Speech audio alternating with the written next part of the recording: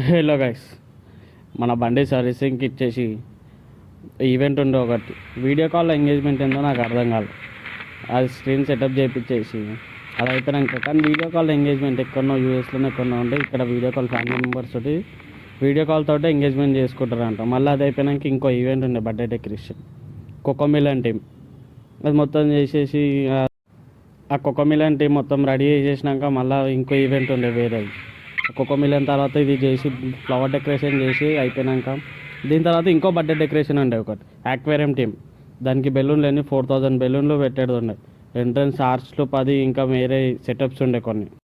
కానీ టైం లేకుండా ఆల్రెడీ ఒక ఈవెంట్ నడుస్తుంది. అది అయిపోయినాక ఆ సెటప్ తీసేసి ఇది సెటప్ చేయాలన్నమాట. అదేమో ఫ్లవర్ డెకరేషన్, ఇదేమో బెలూన్ డెకరేషన్. లాస్ట్కి అప్పుడు 7 లోపు హ్యాండ్ ఓవర్ ఇచ్చేసినాం డెకరేషన్ యాక్వేరియం టీం మొత్తం. దీంట్లో అన్నీ మొత్తం షార్క్స్ ఇంకా ఆక్టోపస్ మొత్తం ఫిషెస్ అన్నీ ఉంటాయి అనమాట. దాని తర్వాత ఇంకో ఈవెంట్ ఉండే, అది ఇటంగా ఒక చిన్నది 8x8.